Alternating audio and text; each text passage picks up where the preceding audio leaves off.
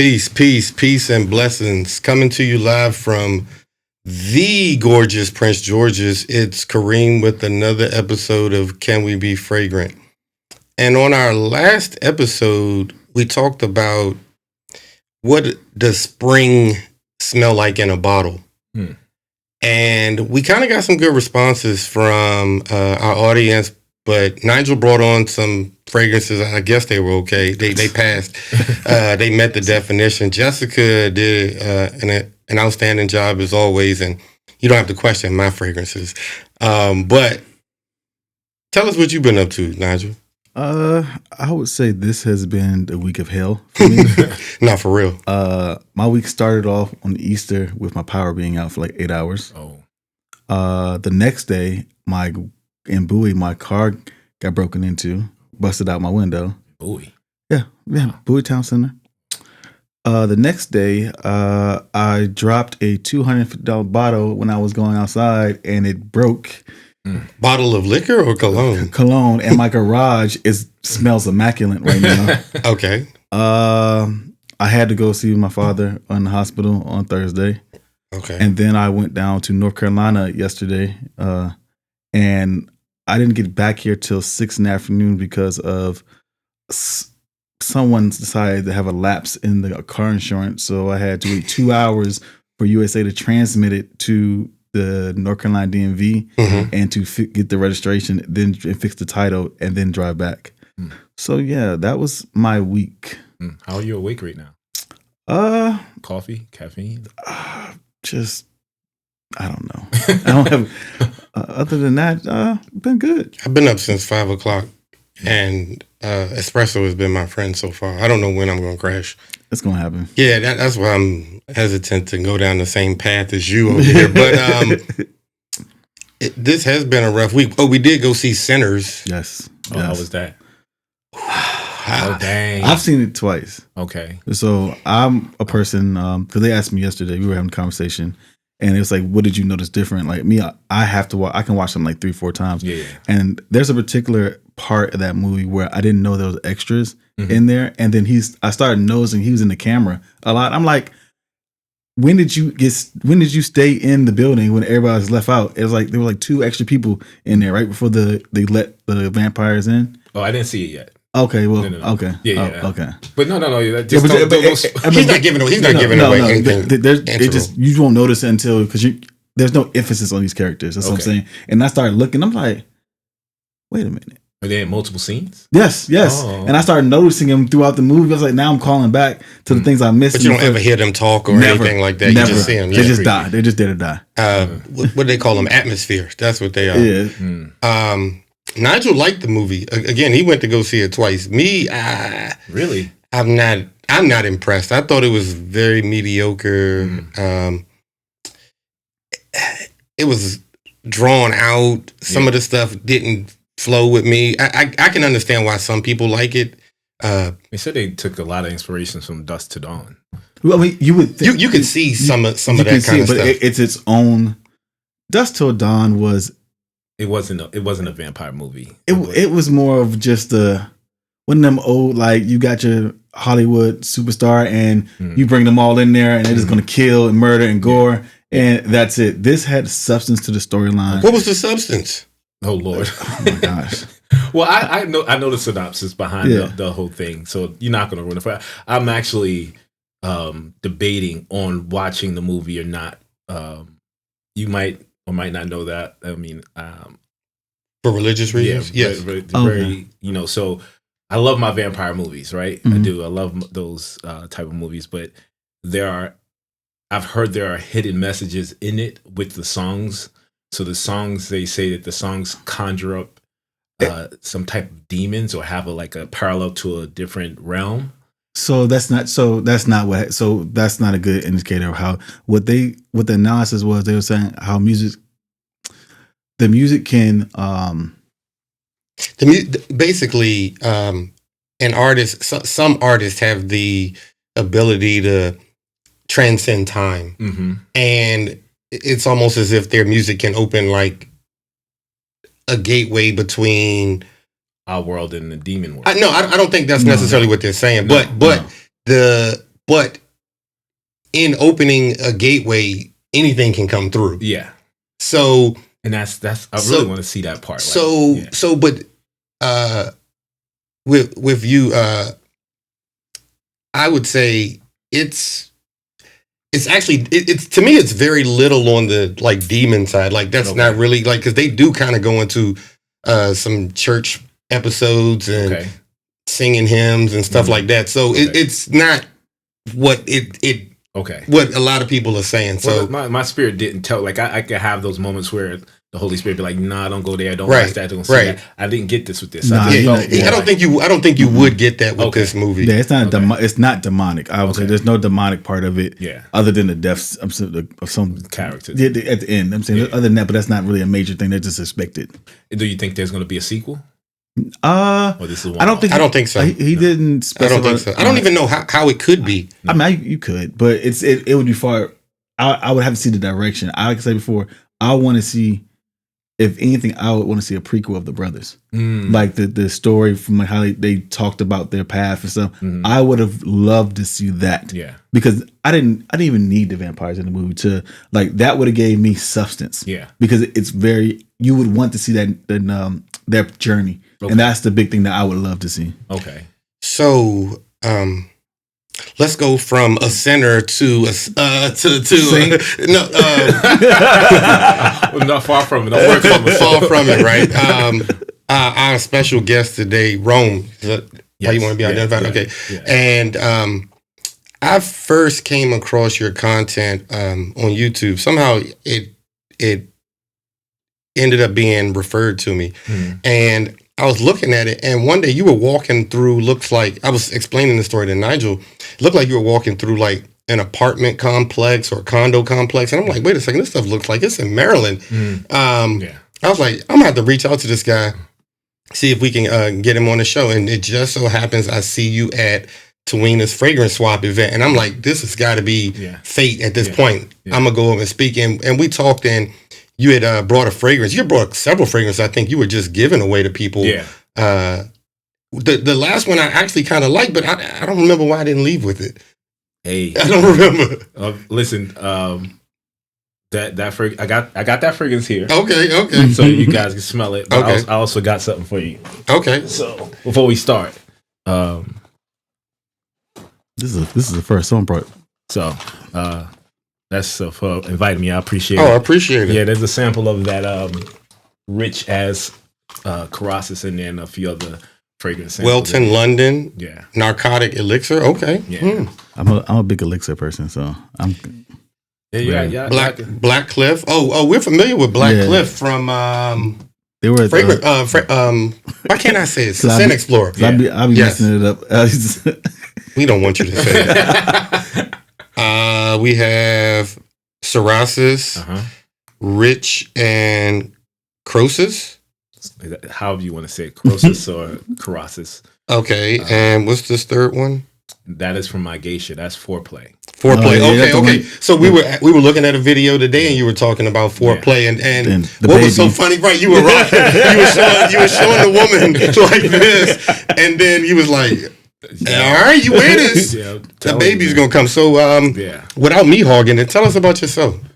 Well, like you guys, some of you, if you watch my channel, I've been doing fragrance reviews for. Tell them your channel name. Oh, He Smells Like Rome. So yeah, I'm a fragrance reviewer, not an influencer, but I've been doing fragrance reviews for probably 12, 13 years now. Okay, wow. Yeah, started off as just a channel of love for fragrances. Never thought that I would turn it into a business or anything of that sort. I just really enjoyed the story behind fragrances. Now, like everybody else, they start with the designers, and then you kind of creep into like, yo, what is this? What is that? Right. So I started.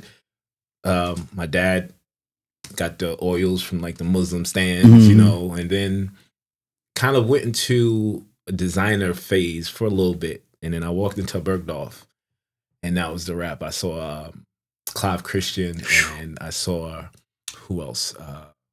By Killian. And of course, smelling them, I'm like, oh yeah, that's what's up. I'm thinking $100, maybe $150. Yeah, get out of here. Not Clive Christian. Nah, that lady told me at that time, this was 2009. $325. Imagine what that is now. Inflation. Oh, it's crazy.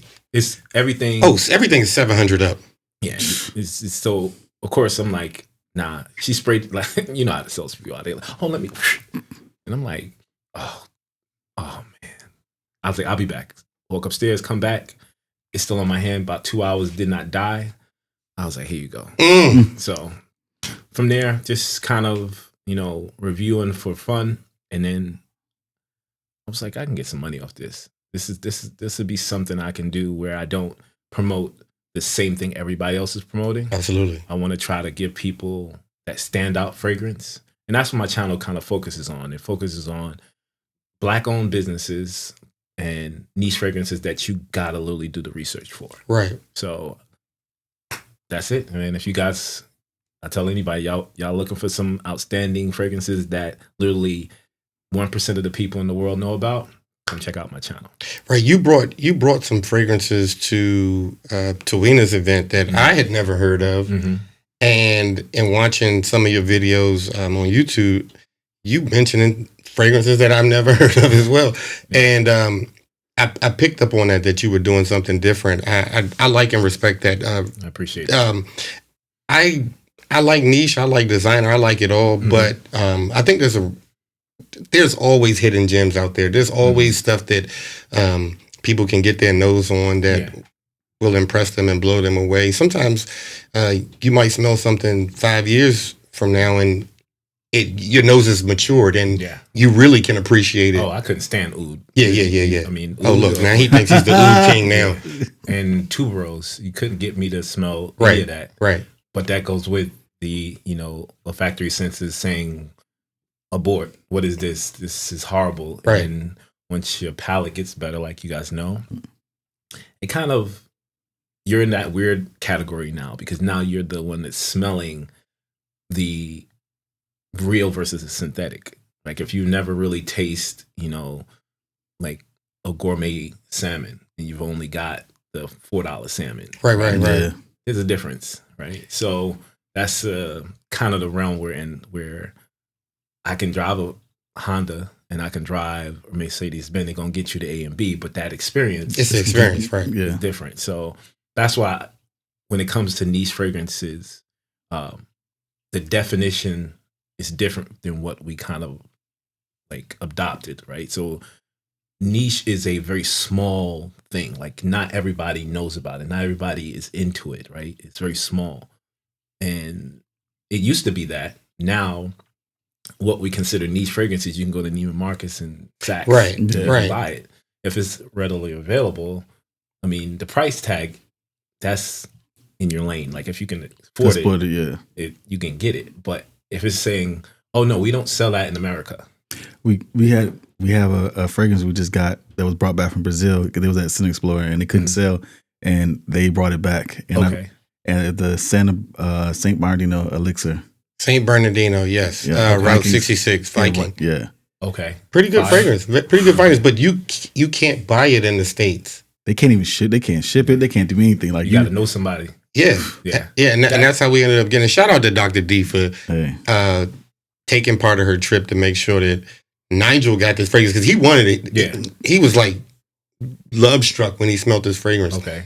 And he when he heard that they had got it for him, he thought he had one up on me, but they surprised me with the same fragrance. And so it kind of. Oh, you had a Fast and Furious moment. Yeah, I got the same car.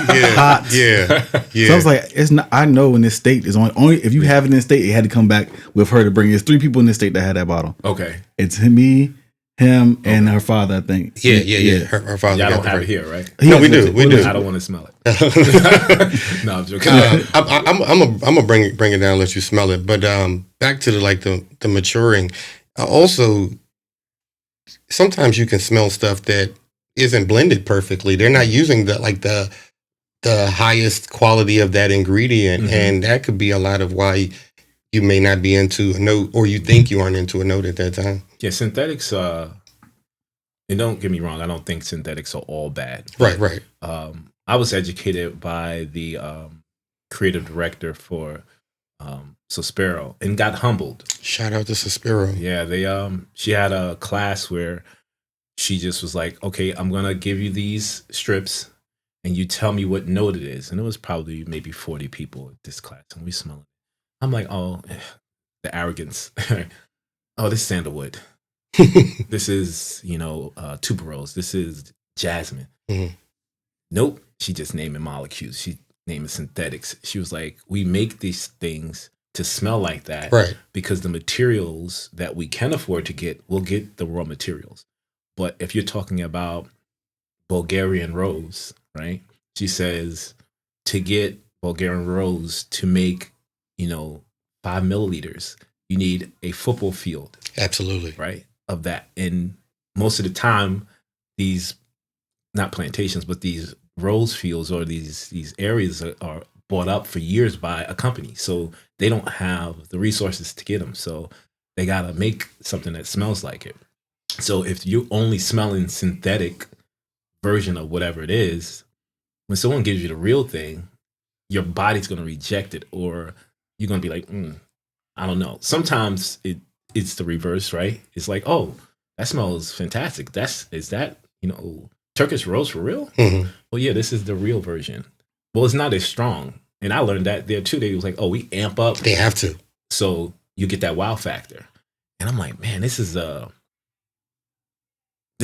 humbling at the same time, but the education of understanding that not on all synthetics I'm going to turn my nose up to, because they some of them do smell good, Right. and some of them are just trash. You just got to kind of know. And I would say, for me, if it smells good, that's not the point. Longevity, the transition, Mhm. and I would say the experience behind the story helps me like the fragrance. I can smell something, and most companies that don't really love fragrance, they just in it for the money, they're going to give you that wow for the first 20 minutes, right? That top note, whatever, and then And then disappear. It's gone. And then you're there with a fragrance that lasts 2 hours that you paid $375 for. Right. That was kind of the premise of how the idea came for this show, was that we didn't want to necessarily be saying go out and buy the latest whatever that came out. It's every bottle we bring, there's a story behind it. We have an experience with it. We go out and wear our fragrances. We go out and wear fragrance related clothing. We go out and get compliments. We don't just sit in the house and buy fragrances all day. So yeah, that's the point, right? Yeah, that's the whole point. Yeah.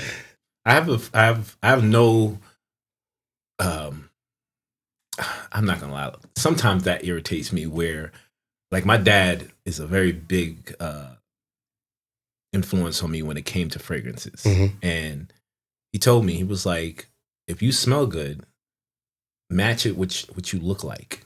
Don't wear a t-shirt, and a pair of flip-flops, and then say this $300 fragrance is getting me everything I need. It don't match. It don't match. And I mean, if you're buying fragrances just for the sake of buying fragrances, I think you're wasting money. I'm, like you said, I'm buying it, it's for a purpose. I'm using it to either go somewhere. It can be therapeutic for me sometimes. Out absolutely. To sleep. Yes. Or if I'm in a bad mood. And most of the time, like I'm also a comedian, so I do comedy shows, and I want to smell good when I'm on stage, right? So if I'm doing these things, there's specific reasons why I said, okay, yeah, this justified me paying $200+ for this scented water, right? Versus me sitting in my house and just only repeatedly telling you what's good, and I don't see you doing anything with it. There's a lot of fragrance reviewers like that. So what fragrance, since you said for therapeutic, what fragrance did you probably was put on to say, like, pick my spirit up? Oh, anything with iris, man. Iris, something iris, or I would say bergamot. And I love rose. Like, it's so many different variations of rose. Yeah. I got one here that has a combination of rose and fruit. And that thing for me just kind of mellows me out, especially iris, the buttery, powdery nuance of iris. I can be in the worst mood, and I'm like, all right, cool. Okay. Yeah. But Iris also smells like, if you get a good one, it could smell like makeup or baby powder. I usually get the baby powder. Yes, yeah, because that's in the Gucci Guilty. I stand by. A lot of people reviewing it right now. You know, a year ago. We're not gonna talk about it, but yes, Iris is in that one. Oh, okay. Yeah, it pops out in that one like that. You really do love Gucci Guilty. Yes, I stand by that one. Have you? Where are you with that bottle? Is it halfway done? No, because that one I don't have to spray a lot because it's so powerful. I think the Broxin or Ambroxan, it boosts it so much that you don't need to. You're gonna choke the room. You can choke anything. That's fragrance. That thing is great. Don't say choke. Shannon Sharp is in trouble for that right now. No, I'm maybe 20% into the bottle, but like I said, I don't have to spray it a lot. Okay. But I don't use it like I use Parfum de Marly Altair. That's my number one, but still. Okay. Yeah, that's my right now. That's just my favorite one since Altair. Altair, yeah. Is that the green bottle? No, it's brown, almost like the color of the chair. Yeah. Oh, okay. That's the spicy, sweet. Oriental spicy one. It's I see the pink pepper in there. I can see how you can kind of like caramel, and some other stuff. Yeah. What's the fragrance that really, like, you smelled it and it blew you away? What was like the first one ever? Yeah, Brute. The first fragrance that ever blew Old Spice was it for me. Like, I remember smelling that at like a CVS. Actually, they didn't have CVS back then. It was. What was the first fragrance? Givenchy. Givenchy was the first one because my dad had the bottle and I was like, "What is this triangle pyramid looking thing?" And then I was like, "That's my bottle now." All right, so I don't do this, and I'm telling you, my wife does this to me, but I'm not trying. It's Givenchy. Okay. Yeah, I hate when my wife does that to me. But I'm just. Givenchy. I don't want it to look like Negroes. That's okay. All right. But yeah, I smell that one. There's a fragrance. It's like chocolate, and it's Givenchy. It's discontinued, but that blew me away too. It's chocolate, woody, and it smells like almost like the tobacco without it being burned. And it was like $75, but now if you find about, it's like $500. I'm trying to think what blew me away. Okay, so niche. I'll tell you the niche fragrance that blew me away was Back to Black. Back to Black by Killian. By Killian. Okay. That was the first niche fragrance that I'm like, whoa, what was this? The first fragrance that I can remember that I smelled. I'm like, oh, this is good. Was Egyptian musk. It was a Muslim oil. I'm very familiar. So that was like powerful. 2 drops is on you all day. And maybe. Yeah. Don't get it on your clothes because no. Nuclear. Your clothes are changing colors and it's never coming back. And I'm telling you, anybody, anywhere you're looking for, if they got it on, you're gonna find them. So that one, my dad used to wear, and I'm be somewhere I'm not supposed to know. I'm like, yeah, I think my dad's here. Yeah. Let me double check and look. What did you bring today? Oh man, I brought mostly spring and summer fragrances because we're in that season. But let's start off with this one. I bought a fragrance called Richaz Sorasis or Carasis from Gel Boulogne. It's black-owned business. The gentleman, his name is Joel. He put this up on Instagram probably around January. Well, I saw it. This year? This year. Okay. And the bottles, which I'll show you guys, blew me away. Right? Yeah. So when I'm looking, I'm like, yo, this is crazy. It's a new brand. Like, let me reach out to him, see if I can buy something. Let me check the website. Right? $200. I'm like, all right, that ain't bad. I'm gonna shout him out because my channel is decent. So put it on my stories. And he reached out. He was like, hey, Rome, I appreciate you doing that. I was like, hey, if you ever look for someone to review your stuff, let me know. Check it out. Sent me, not this one. He sent me a fragrance called, I'm getting a blank right now. S'il vous plaît. Okay. So that fragrance is raspberry, woody, blueberry, and then it literally smells like green herbs. Is this a unisex? Absolutely. But the gourmand meets grassy floral garden. Never smelled anything like that. Okay. So I'm like, he not looking to make some cash.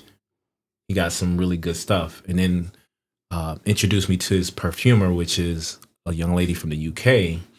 Sorry if I can't remember her name, but both of them are actual perfumers. They both make fragrances. It's just that once it gets to the point where he has an idea, but he can't execute himself. From mind to model, yeah. So I was like, okay, I'll review it.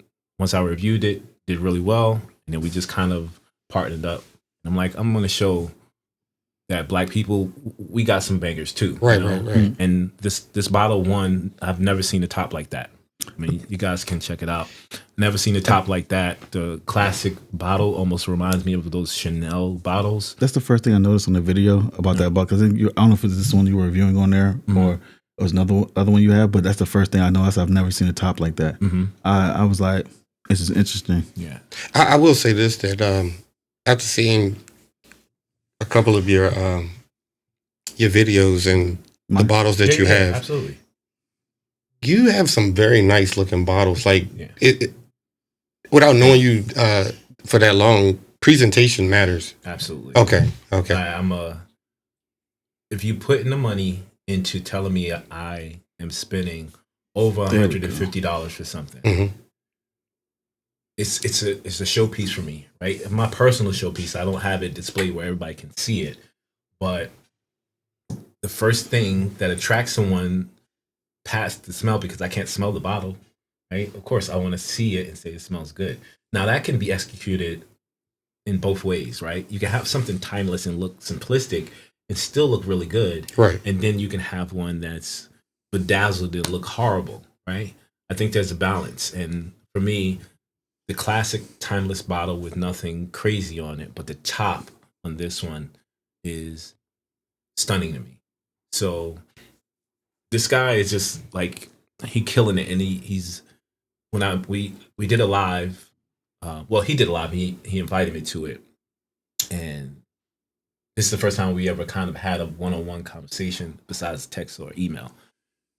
Cool dude, man. Just down to earth, not, showboating, just very humble and happy that someone is helping him promote his fragrance. Shout out to him. Yeah, man.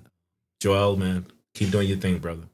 I feel like I should be like laying in an Irish grass field and the river is riding right past me. You said an Irish grass field? Yeah, and just like the river just running and laying in front of a river, and it gives me that smell. Like okay. So we have move the mic closer. Oh, sorry. Yeah. It's a combination of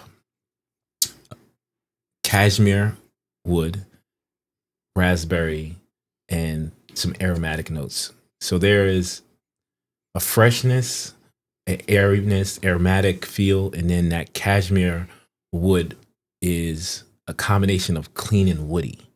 So it's sweetness in this that, for me, kind of threw me off. I'm like, I like this though. It's like a subtle, calm, sweet. Like just that's what it's giving me.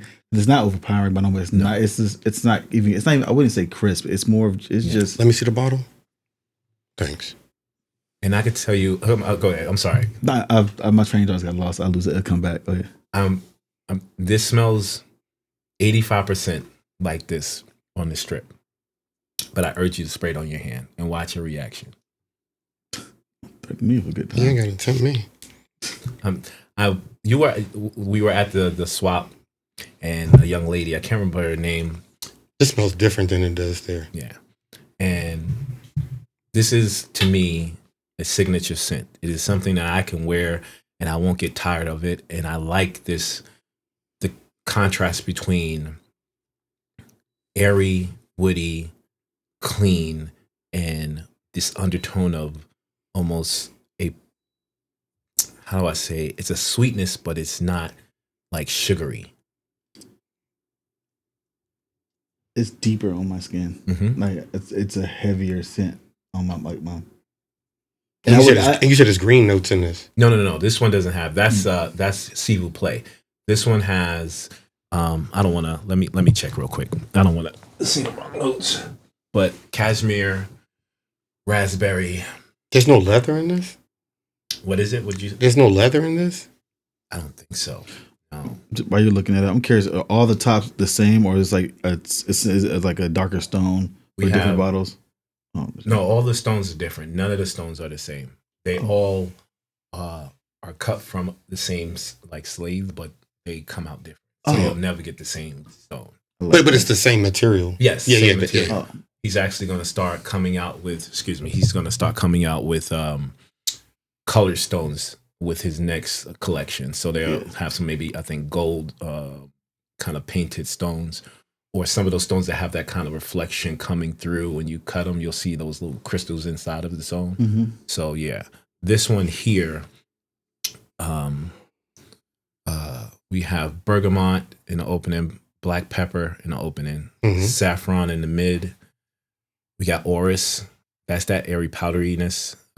We have cedarwood, patchouli, raspberry, labdanum, vanilla, benzoin, and the mid. And then a dry down, we have that cashmere wood. We have more wood notes, more raspberry, and basil. Okay. And then there's fern, which I think the fern is kind of that green you're getting because you have, the pine. Okay, that's what I'm saying. I know I'm smelling something green in this. Yeah. I'm a fern fan. Okay. And for me, have you ever smelled Zerjo Richwood? No. I know what you're talking about. It's like a light brown color. Yeah. So that's one of their exclusive but very expensive fragrances. I think they start like $700 for it. It has in the front of the stone. The front of the bottle. It has almost like a topaz stone. That's how you can tell that collection from another one. But they use a sandalwood from as Mysore sandalwood, and that sandalwood kind of reminds me of the cashmere note in here. It's woody, but it's also kind of sweet and airy. But I don't know if you guys have ever smelled anything like that. That doesn't remind me of anything immediately. No. It does. Okay. There was a fragrance at Scent Explorer. Okay. I'm gonna have to go find it. I have a picture of it on my phone. I can't remember the name of it, but they weren't from the U.S. I think they were from Europe. This brand, if I'm not mistaken. Where were they set up at? When you walk past security, right before you, where they were selling the books on the right. Yeah. That doorway, they were on the left. When we're walking towards the front or walking back this way? When you're walking back to where all the fragrances were, where the majority of the fragrances were. With a cart, they had like their own little section. On the left. On the left, yes. Yeah. In the back. I have the picture on my phone. I don't want to fumble through it looking for it. But you said it looked like a book? No.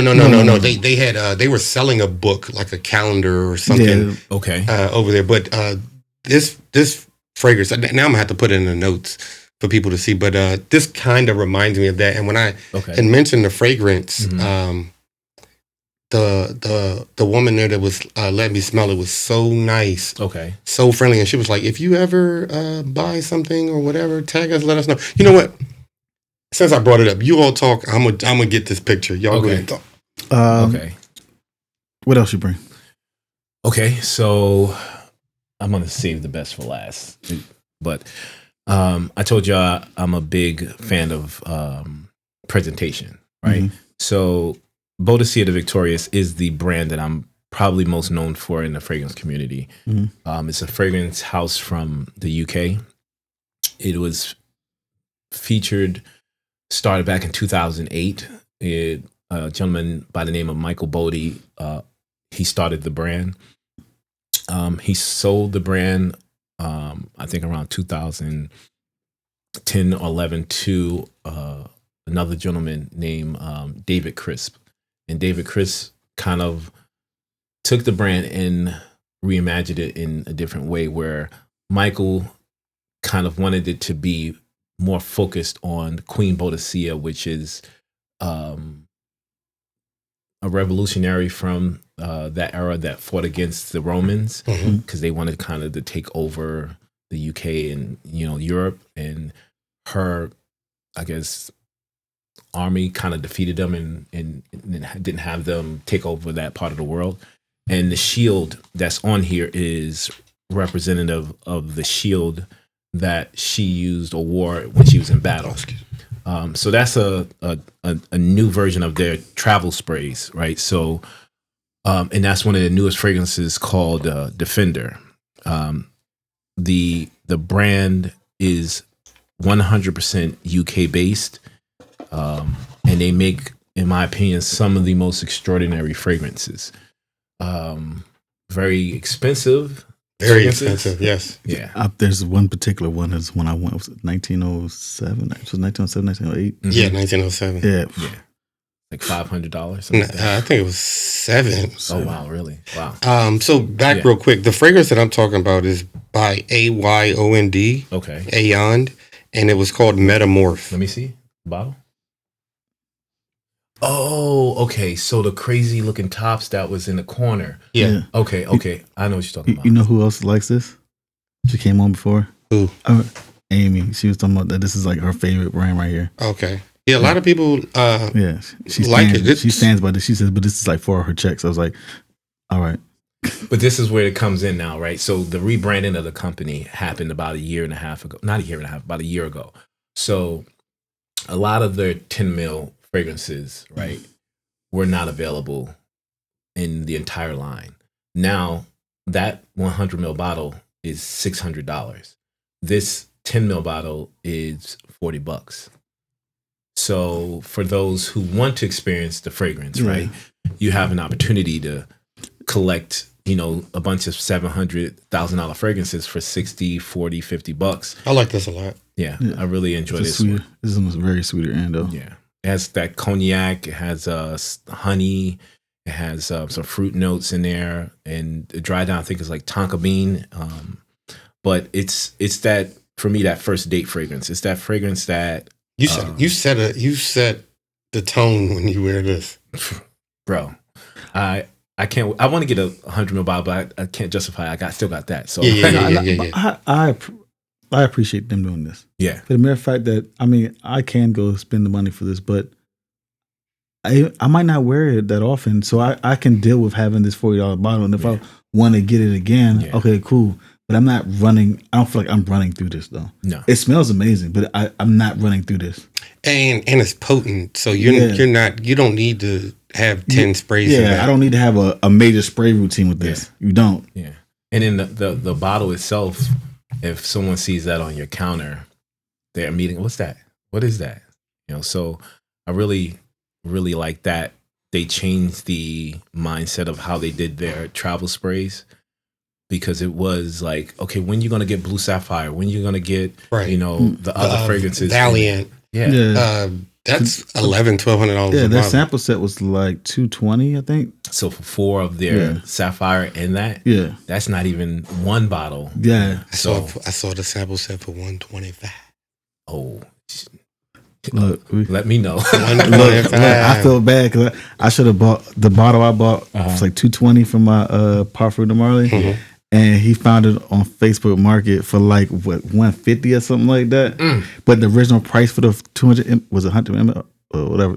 You got 200 ml, and it's normally $485 or something like that. So okay, so how do y'all feel about that right there, right? Because there's I guess there's a market for everything, right?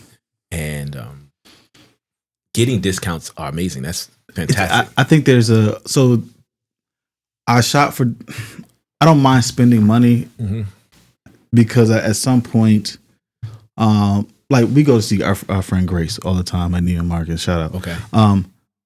that's her profession and stuff like that. And then we are linked in with her. She puts us on, but it's a friendship. So it's like I don't want to say I'm give. It's supporting. It's not like a give and take relationship, but it's still you still want to support and show support. So I will go spend my money there. I have a valid reason because my friend, hey, I want to. Hey, no matter what, she's putting time and effort. We're getting access to something that we might not even ever get access to off the friendship. Yeah, you know, and her hard work off her back. That's one side of it. Yeah. Now, after I spend my money there, I'm not getting all my bottles there. That's crazy. No, of course. I like my money to be in my pocket or wherever I want to spend it elsewhere. Yeah. You smell good, but you can't go nowhere. Right. Yeah. You know what I'm saying? So I think I'd rather put my money and find other places than I lean on him to like tell me these places. Yeah. I've tried a dupe here or there. I'm not really impressed with this dupe game at all. I'm like, I'll try it just to test it out. But it was like, I had a dupe of the Louis Vuitton. Mm-hmm. Oh wow! So there were two experiences. I did it purposely to see what had happened with it. Okay. One, I bought dupe, didn't smell nothing like it. One of them. The other one was kind of on spot, but the longevity was nowhere near. So it's like, this is why you pay the money for the brand, their formula, the attention to detail, the longevity, the performance, and that's what you're paying your money for. Now, a person discounting something, hey, I'm getting the same performance because it's the same thing. Yeah. So at that point, get me the discount. Okay, so let me ask you this because I agree, right? The toss up for me is where I'm buying it from. Are they legit and reliable, and they're not scammers, right? Because I've come across this, and I credit this to my friend. I was telling you about David Chris from Bodicea. Mm-hmm. A lot of the fragrances, they get stolen, right? So the shipment comes from the factory and falls off the back of the truck.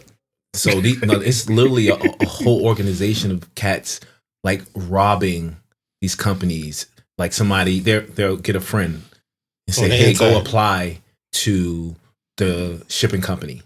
And when you get there, if you drive the truck, drive it to us first. Let us take 150 bottles off. You know what this sounds like? What's it? The Jordans. the Brick Fours, they lost like 4,000 of them on one shipment. Yeah. And they had a video of them breaking into the train, running off of them. Yeah. And then the retailers somehow got them all and hiked up the prices for the shoes like $500-$600. I'm not buying this stuff. Nah, that's crazy. But you think about that, right? Yeah. If you, for me, if you buy the fragrances only from the discounters, at some point that manufacturer or that company is going to run out of business because they're not making their revenue. They're not making the money to support the business, right? That's what I initially thought was that how does Neiman's and some of these places, Saks, Bloomingdale's, whoever, Nordstrom's, continue to make money when they want $200 for Chanel when you can go get it for $50 at a discounter. Rich people, man. I mean, and I know this from a few rich people that they want to brag about that price.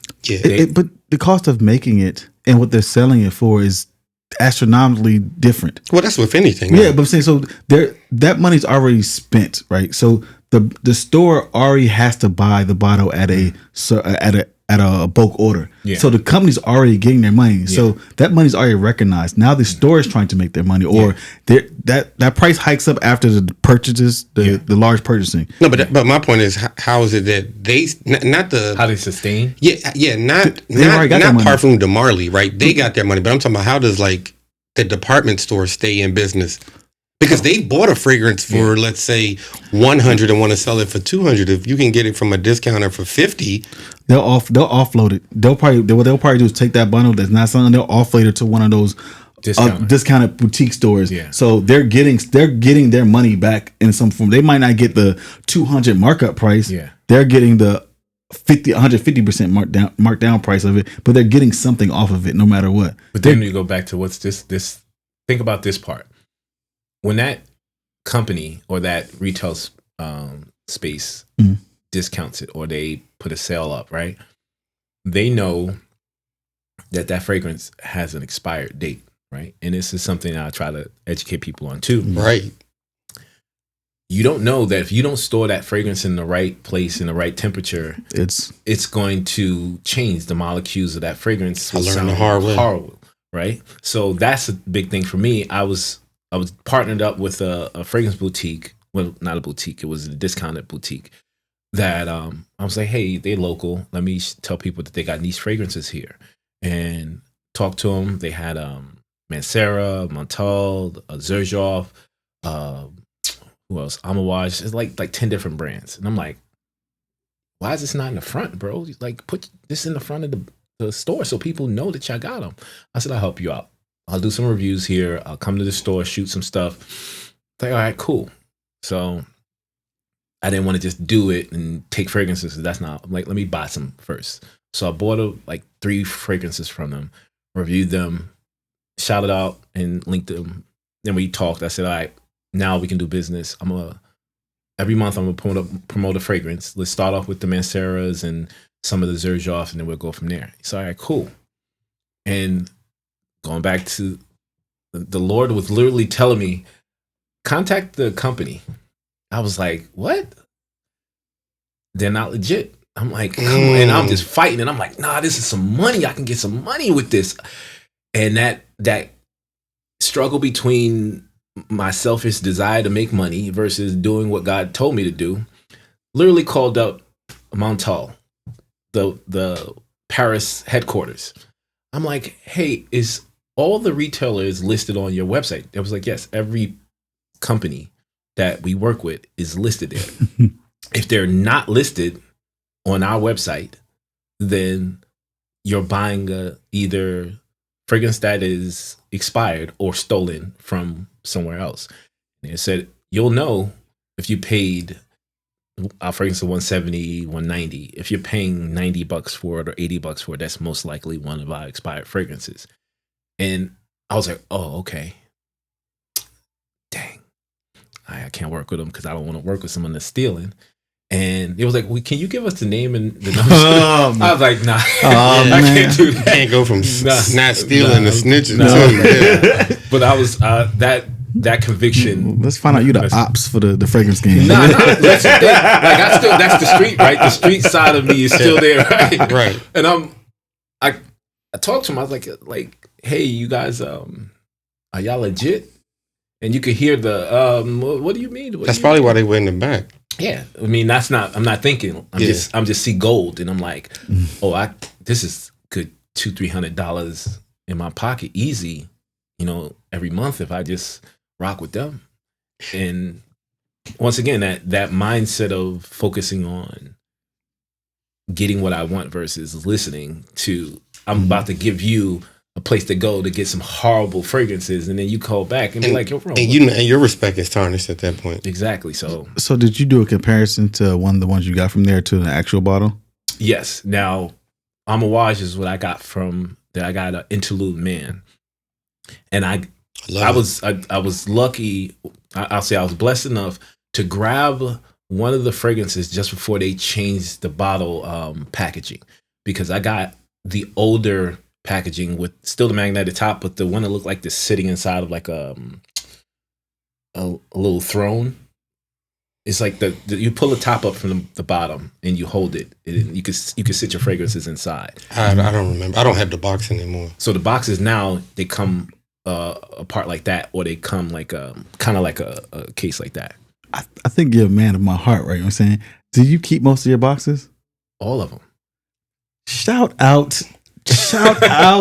Look, backstory. Yeah. So I literally, they gave me shit about me having all my boxes. Why? Because they said it takes up too much space. The moment I switch out and get rid of all my boxes, I get a little cabinet and everything. Mm-hmm. Cabinet falls over. Oh, okay. I'll show you the picture of it. Okay. Hold on, but why he didn't anchor to the wall like you're supposed to? It doesn't matter. If I had kept all the boxes, if I'd have kept the boxes, it wouldn't matter if it hit the ground, because you know why? Yeah. It wouldn't have broke. The pad, the security of it. Okay. So you keep your fragrances in your boxes. The original box, was not anymore, because I had to get rid of 3-gallon bags of boxes. Okay. Yeah, I keep my boxes. I keep my boxes for somewhat of a hoarder, but I like the packaging. Some of the packaging is. It depends. The box has to be nice. Yeah, if it's flimsy, it has to be nice. That's the only way I would keep it. But traveling, like for me, 3 years ago, I moved to where I live now. That's when you really do need the boxes when you're moving. Like I was like, there's no way I would have been able to. So, this is interesting because none of this is scripted that we're talking about, but you all have hit on like 3 things that I want to bring up, and I hope I remember what the 3 are. Okay. But number 1, my neighbor Dame. Shout out to Dame who watches the show too. I learned a lot about fragrances from him because he talks about stuff that I feel like I should know about, but I don't. And I remember one day, this goes to your story, we were talking about Creed. Mm-hmm. And he wanted to get a Creed or whatever, and I was like, Costco sells Creed on their website. Yes, for the low, like, and he was like, "Bruh, they not an authorized Creed seller." Mm-mm. And I'm like, "Yes, Costco would not do you wrong." And me and him going back and forth. He said, "I'm not even gonna waste time arguing with you." He calls Creed, and he was like, "Yo, are y'all? Is Costco authorized seller?" He was like, "What? No."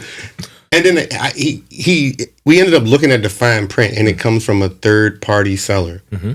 And I'm like, oh, this is like buying on Amazon or some other stuff. Like, I can't even trust that. Because they're going to get you. Like, and Creed is, like, heavily known for a batch variations. Oh, yes. So if you, like, I like Creed. I mean, their prices are astronomical. But when you get a fragrance that you love, for me, Bois de Portugal. Love that fragrance. Oh, yeah. Bois de Portugal, yeah. Love that fragrance. What's the island one? Virgin Island Water. Virgin Island Water, yep. That's one of my favorites. But I've smelled those fragrances. Virgin Island Water, besides that one consistently smells the same. But the Bois, I'm like, in Creed Aventus, it's like 4 different versions. It's a million different batch versions of Aventus. Because someone in the factory that was either mad at them did a video of them how they pour the fragrances in the bottles, right? So there's a machine doing this, right? And that's not abnormal. Yeah. But the machines aren't accurate with dropping the amounts in the same bottle. So you'll see one like pour like 3 ml in one and pour 0.5 ml in another one. And it's like, oh, so that's why the variations aren't the same. I'm getting robbed here. I'm not for $400, $500. Nah. That's like we went to when we went to go buy in Georgetown, Le Labo. Yeah. And the fragrancers had to make the fragrance. I'm like, they have to be pretty accurate with doing these by hand and like consistent. Well, they know what the measurement is by weight. And that's right. But that matters. No, I agree with you. I appreciate that they make when you buy it, they make it on the spot. To give you what you asked for. Versus we buying these bottles and we don't know if we're actually getting the same thing. Well, I could have bought this box and you bought the same one, and it can come out two different fragrances. Yeah. But see, that's the thing of having a good relationship with the companies. This is why I don't tend to focus or deal with really major brands so y'all know Essence, the one that happens in Milan every year, right? The big fragrance event. Is that the one that Dr. D was talking about? Yeah, she wants us to. We want to go there. Okay, so it's an amazing experience. It's like didn't it just happen? Yeah, it happened in February. Okay. It usually supposed to happen in May or March. Do you go normally? No, I haven't gone yet. See, I did it online before they started it before, let's say 9 years ago. It was on YouTube. You gonna go next year? I am. I will go. 2026. 2026. Yeah, hey, start it up. Okay, I'm dead serious. I'm the only thing is the time difference for me. Get over it. It's like 8 hours, right? Just an 8 hour difference, and they start their events when we're like at 8 o'clock. So we get there 2 days early. Okay, I'm there. I'm saying like that. Look, you can't do it in 3 days though. 3 days is Scent Explorer was 3 days, and I probably out of maybe 150 fragrance brands, I think I smelled maybe 30. Oh no, we went through all of them. We went through. I had because it's our first. It was our first one, and so we were just trying to enjoy the process of it. But for me, they should have had a bigger space. It was better last year. This year, we've heard it was live better. DJs. Yeah. We've heard. Yeah, it was this one was, I think, to impress some of the more of the brands versus the audience. Yeah, but it was a lot less room. You need to take care of the audience more than anything. Yeah, it just was no space to maneuver. I felt like it was always crowded, and then it was like always a wait to get something. But it's a big event. I expect somewhat of a wait. Yeah, but it just wasn't customer or influence. I'm gonna say it wasn't for the public. No, friendly. It wasn't, because if I was a person walking past, I would want to be like, oh, what's going on here? You want to catch stragglers because you want to bring more people in. Yeah, even though you have this. Most of your new money is coming from people just walking past. Yeah. They'd be like, what is going on here? And heart of New York, you're in a good in Manhattan. yeah, like people got money right there, so they're gonna be curious and like, what's going on here? I didn't get that feeling. Nah, and the space. Well, one, legal reasons, right? You can only have a certain amount of people in there, and I know Max is like, I'm not trying to get no fines, but if you think about it from the business perspective. If he makes his quota, he don't care, right? Right. He making his money. But from the consumer part, from like, for me as a reviewer, or you as, a reviewer, or, just someone that's in the business versus someone that's not, they're like, hey, I got Roger Dove to come. Roger is going to make this way more, available for the next group of people next year, right? Because he's never been. He came last year. That was his first time, and this thing has been off since 2017. But they didn't have no Roger Dove fragrances there. Yes, they did. He had a whole. Where were his fragrances? In that back room where all those seats were. I'm talking about outside of that class. I don't think. I don't remember. No. He didn't. No, you saw the way back where they had a Jillian was what the fuck was it? It's back there was another one in the back room. They had separate that we would walk past outside. You would see it, but you just didn't know how to get to it unless they had a velvet rope, so you had to have permission. You couldn't be. You had to be press, or you had to be a reviewer, or the people that run this stuff, right? The perfume companies, and that kind of turned me off a little bit too, because I like Perfume de Mali, right? Yeah, but they were right there in the front. Yeah, but when they had their press conference in the back of the class, we of course I'm going back there, and they're turning people away. Oh no, this is only for the VIP, and I'm like, bro, people pay $180 to be here. You know who was there? My boy Ken. Oh yeah. Ken was in the front row. Yeah, shout out to Ken. He lived in this area too. Yeah, if you went, like, I'm not a person. I can't sit down and watch someone talk. That I'll fall asleep. But to have like one of the gurus like Roger, like, give some of these gems, I'm like, all right, I'll be there for 5 minutes to pay attention. But he is the reason why that place got smaller, because they wanted, because that little seating area was in the middle at first. Oh, okay. For 2023. It was in the middle. So you had that whole room. Makes sense. All fragrances in there. So you had a whole nother room that just had fragrances. Now you eliminate that. Okay. Yeah. But I think if Essence is like a convention center, like, so that's what the size is. So it's crazy. Hold on, I think I know what you're talking about. Yeah, I know what you're talking about. That place, you're right. It's like a convention center, and like how Santa Explorer has maybe 50, 60. This place has like 1,000 different fragrance brands, and they all have their booth with their whole line. Yeah. Yeah, I know exactly, because I've seen like some content creators that have gone out there and went through like their experience with people and stuff like that. You guys know Fragrance Journey 1. He's a friend of mine. Shout out to Rob. Shout out to him. And Steven from Redolescence. I'm familiar with Redolescence. So a few of them have been over there, and like Xerjoff always has a yacht party there, right? So when they have these things, they invite some of the influencers to go on these yachts to be, you're there for 3-4 days, whatever the case may be. So they'll have their separate event there because they know it's going to be chaotic trying to find them in those spots. So, anybody that got, the money to go, I would say it's an experience. Right, I'm like I was saying before it was available to the public, or most people didn't know, it was only for press and the companies, and they started filming it on kind of a recorded session. And truth be told, this is how I started grabbing brands before they got popular.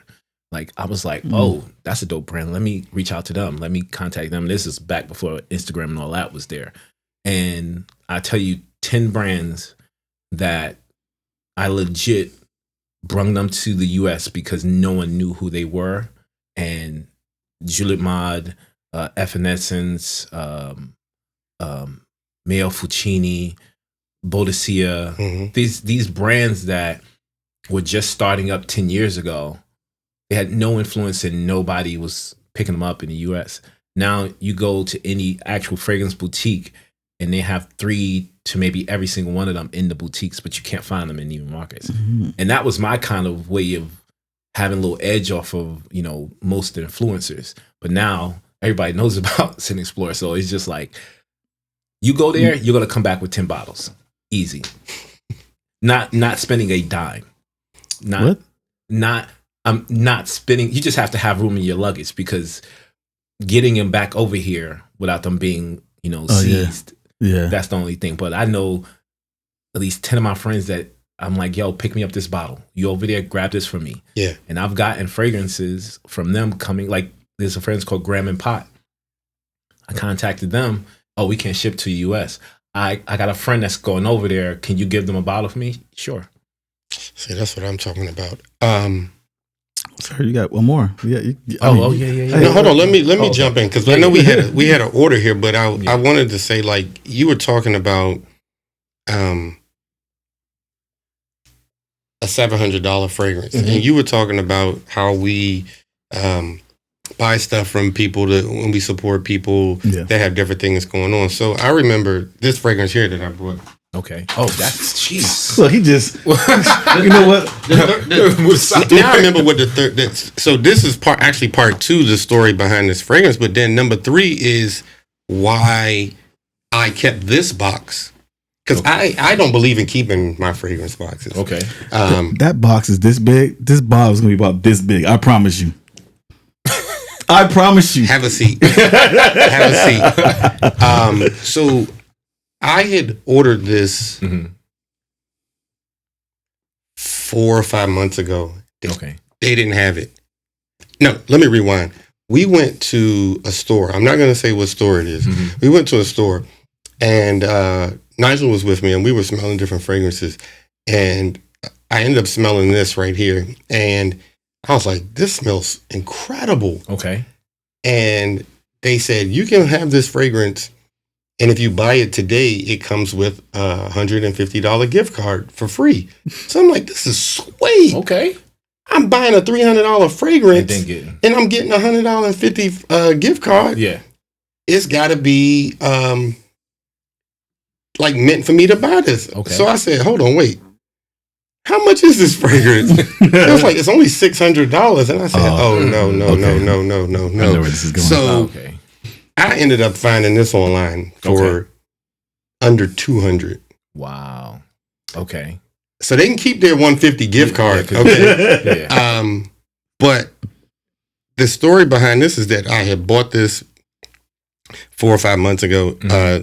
Site said they had it, but then when I placed order, it's on back order. Okay. So I was like, just charge PayPal whenever you get it. Okay. And for most of this year, outside of, I think, when we went to Louis Vuitton or whatever, I haven't bought any fragrances. Okay. I was like, I'm not going to spend any money on it. I'm going to just get a deeper appreciation for the stuff that I have. Okay.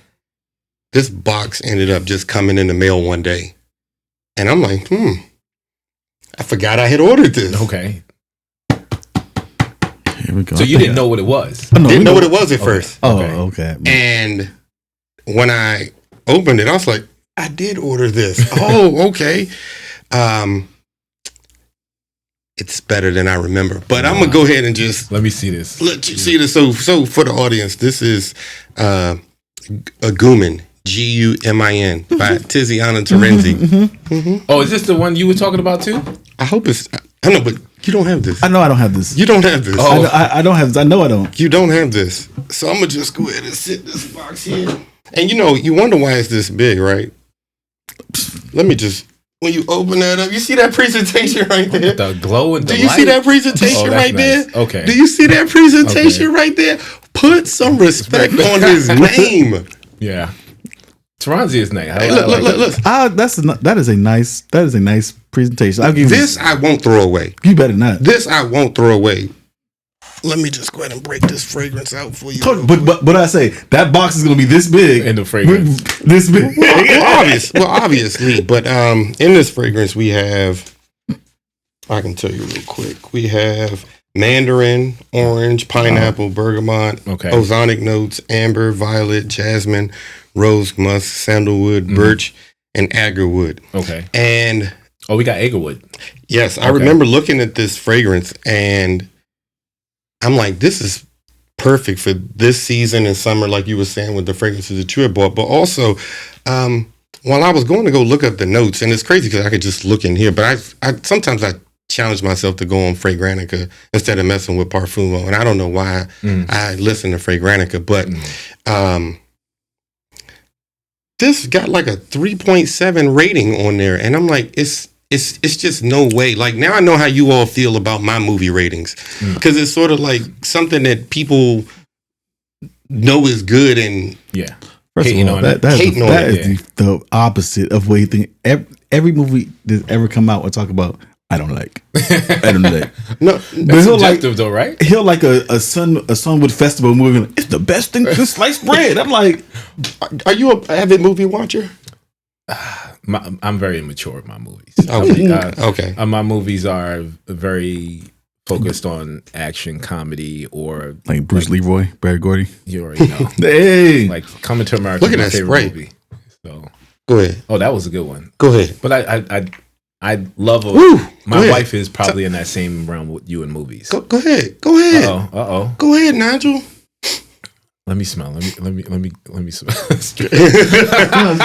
Go ahead. Here go the bottle too. You tell me what you think. So why is he smelling this?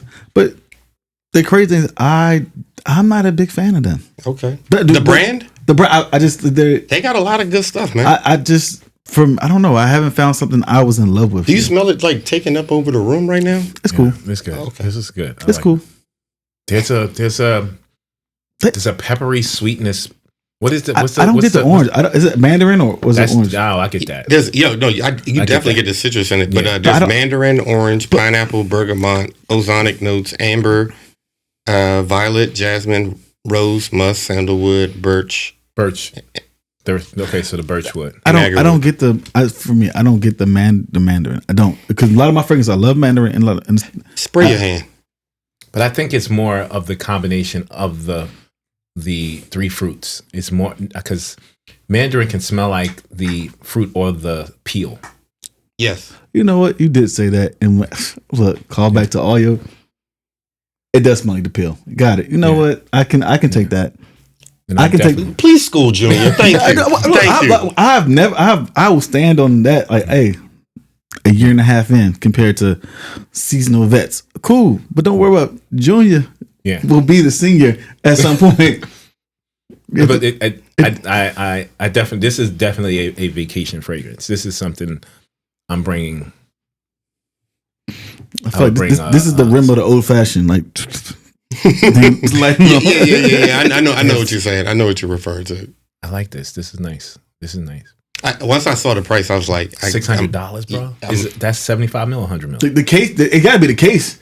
This is 100 ml. Okay, it's got to be the case. Got to be what they upcharge. That's what I'm thinking, because this is a part of like an anniversary collection or anniversary bottle. But then we go back to what I was saying before, niche, right? That comes with the territory. It does. Like there's a difference between niche and independent, right? Sometimes that can get mixed up. If I'm paying for a luxury niche fragrance, I know that it's going to be $200 or more, right? That's I'm stepping into that realm, and then it goes to who's actually calling themselves niche, right? Have you went to perfume school, or you just someone that's inspired by it and saying, "Hey, I'm gonna pay you because I have the money, and I want you because you went to perfume school to make this," or am I an independent person that just started making fragrance and got good at it? Right? We have like, what do you go for in that mindset? Well, you take a perfumer from one house I'll give it to make the exact same fragrance for you. Yeah. So that see, I wouldn't hate on that. It's not a hate. It's just a observation. Yeah. So Cecile Zarokian is my favorite, right? That's my number one perfumer, because she didn't go down the realm of saying, "Hey, I'm going to make a brand." She said, "I'll make more money and I'll get more notoriety by you hiring me for your company, and I'll just make some amazing fragrances for that." Once you smell a Cecile Zarokian fragrance, that I don't even need to smell it at this point. I know it's going to be fire. You got my money, right? Xerjoff, on the other hand, is not a perfumer, right? He is more the R&D guy. So he's going to go to Lithuania and get whatever exotic flower over there and then bring it back and say, "Hey, use this. Test it, play with it. Right? Yeah. So that, for me, is niche versus I love fragrances and I say, I can make $200,000 in the next 5 months. I got $50,000. Hey, I'm going to give you 25% of this. Can you make some fragrances for me? Because I want to make some money. I don't think that's niche. I think that's someone that's just jumping in trying to make opportunist. Yeah. And then that's when you get the dupe, or what's the brand called? Dua. Don't get me started. Please don't get me started. And I don't want to hate on, because there's a lane for everybody, right? I was saying this before. I can't afford platinum, right? But I can afford silver and white gold, right? I know that I'm not going to go into that lane because I can't afford that. And there's no reason for me to go into the store because platinum is crazy expensive, right? You don't want alt, the Creed, the alternative for Creed. My thing is, like, it's other good smelling stuff that you don't have to spend $500-$600 for. Of course, like, I don't. Why be so pressed to get this? No, and get the fake version, because you're also not going to tell nobody that it's a dupe you're wearing. But okay, so if we go back to the perfumer, right? The company or the perfumer that spent like what's his name? Macy's Francis Kirkjohn made a very good point that I truly appreciated him for. He says, I spent 12 years in school. Then I spent another decade refining my skills, and then came out with my brand. And it took me 2-3 years to make this amazing fragrance that you love. And then someone that failed in school,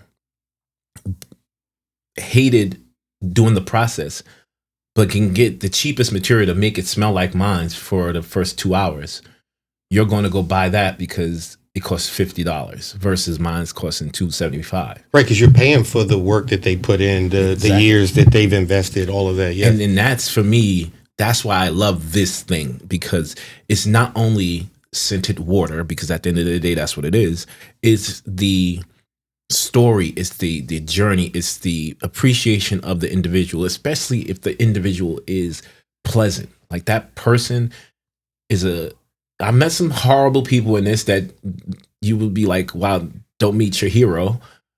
But there are, on the other side, I'm like, I rock with you and I'll support you just because of the person you are, right? I can see that, God has blessed you with something. And that's why I don't mind spending the $200-$400 on something. Now, I don't do that every day. At this point, I'm blessed to be in a position where these companies will send me fragrances. But if I have a fragrance, I'm like, I'm not affiliated with that brand, or you know what, I actually want to buy this because I'm gonna support you. I don't mind going and throwing some money at it, but I'm not rich, so I'm not doing that every month. Like, I maybe 4-5 times a year, I'll get that $200-$400 fragrance, and that's normal for everybody. Sneakers, clothing, whatever the case may be. But for me, I struggle with the idea of someone, and this is a trend now, and I know you guys see it if y'all watch a lot of fragrance reviews. The Middle Eastern companies that are multi-billionaires are paying reviewers, influencers right now to push out fragrances that's been here since we were kids, right? And now they're the new hot thing. I'm like, bro, I remember these being in like JC Penney's for like $15. I can go on Amazon right now, put that same name in, and it's $30 for that fragrance that you're hyping up. And it's like, oh, you just got paid $70,000. You can see it. You can see it a lot of times that when they say influencers, like, are they influencing or are they being influenced? That's a good question. Yeah. I do this thing called collaboration every year with Bodicea the Victorious, right? So I get a bunch of fragrance reviewers and collectors and just people that love the brand. And then I record them, or they record themselves, a 2-minute segment of showing what their favorite or newest fragrance is, right? And then I'll make it into one video. And I reach out to a lot of the reviewers out there that I'm familiar with or I have a relationship with, right? And some I don't. Some I'm just like, hey, if you want to join, let me know. And right now, since we're talking about the Middle Eastern thing, one reviewer that's super popular, like literally top 3, right? Me and this person, I'm really cool. I'm actually cool with their parents also. I reached out to them and I said, hey, you want to be on the video? And this person says to me, oh, that I don't like that brand because they make a lot of dupes of other fragrance brands. And I was like, do your research, right? Do your research on that, because if you smell that fragrance first and then you smell the Bodicea, of course you're going to be like, oh, they made a copy. But if you go into the list and say, oh, this fragrance was made in 2008 or this fragrance was made in 2009, when that fragrance was made 2016. So who's copying who? Right. But then if I go on your page and I see the best clones ever made, like, how do you justify what you just said? So I think it's a lot of like two-faced kind of mindset when it comes to this, because it's about money right now, right? It's not about you. It's not about getting you the best fragrance. It used to be that. And I understand, get your money, don't compromise your integrity and your soul for a paper.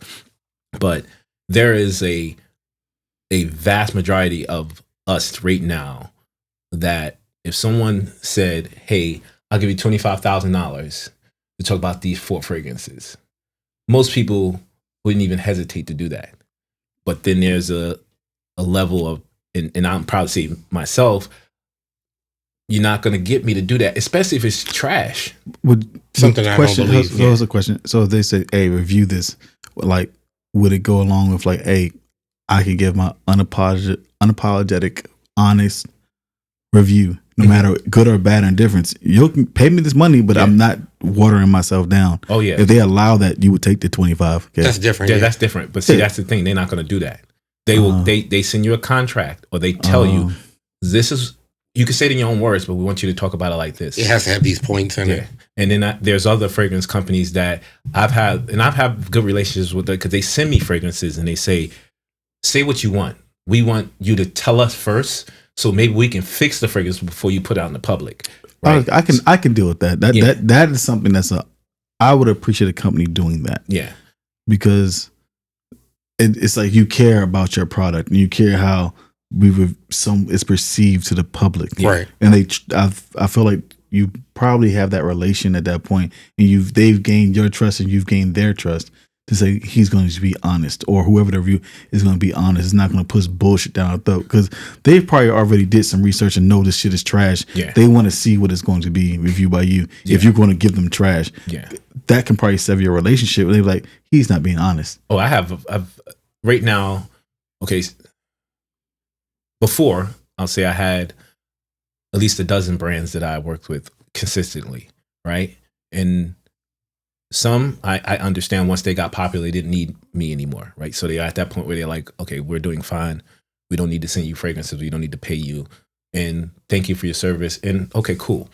But then you have fragrance brands that will literally have 100% synthetic, horrible fragrances, right?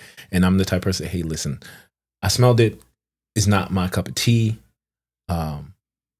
I'm not going to review this on my channel, and that I'll never hear from them again because they took it personal, right? And I'm like, it's not personal. It's you being honest. Yeah, I'm being honest. It's subjective, right? Now, there's a difference between, hey, this will be mass appealing. People will like this. I just don't like it. I will review that just because I'm not like you're your own worst critic. You know what I'm saying? Got it. Yeah. But there are some companies that, and this is I can tell you out there for the money, that they will not send you any money if you don't do it the way they want it. They won't send you. They be like, oh, we don't want you to do it. Right. Yeah, and I'm not with that. Give me the fragrance. I got you. If it smells good, I'm gonna review it. If it's not, I'll send it back to you. No love lost. So what's the third that you brought on now? Oh yes, that's for last. We sucked it out. Oh no, this is the welcome to Rome. All right, so this one is from Niche and Perfumes. So they were at Sin Explorer. They're the company that focuses the majority of their fragrances are like planet based or the solar system. Oh, I know exactly what you're talking about. Yes, they have some nice stuff too when you smell them. Yeah. So this is the first fragrance that I came across in a sample that they sent the reviewers. So we all got bags, and I'm pretty we got 4 extra bags. So not to keep it going, but we have. We've been talking about going through those bags because, like you said, we have 6 probably of those bags, and we're gonna go through and probably record us with the samples. But we just be busy and haven't done it. I know. And if it was in December, we're about to. It's April, about to be May. I can't. There's probably about 5 samples of that bag because my wife went with me last year. Okay, this is like I was in that mindset too. I'm like, yo, if you come, I get another bag. You know, shout out to Miss Rome out there. You know what I'm saying? She filmed for me. Yo, I tell you, it was hard the first year I went because at the first year I didn't know what to expect. Right, went out there just thinking it was a love or fragrance we're gonna go and smell or whatever. This thing was completely different. Opposite. Yeah, I was like, yo, this is insane. Is she into fragrances? Absolutely not. Okay. My wife, my wife is. You know what's funny? She's like a closet fragrance person. Like she tells me to go buy the things she likes, and then I'll go buy it. And then like most of this stuff is designer stuff, right? Because she like celebrities, so she went to Rihanna's and she a Fendi girl. You already know. Ankle getters. Yeah, but see, then it goes to when she smells something that I got, she likes it. She be like, "Oh, I like what you got. What is that?" And I'm like, "All right, I'll give you that bottle. You can have that because it smells better on her than me." But if you ask her what she got on, she ain't gonna know. Okay, she don't care. It's like it smells good. Yeah, and I'll ask her, I'll be like, "Yo, what do you have on? What is that?" I don't know. I'll be like, "What's the point of you putting it on? It smells good." Yeah, I don't care. But she's a big help.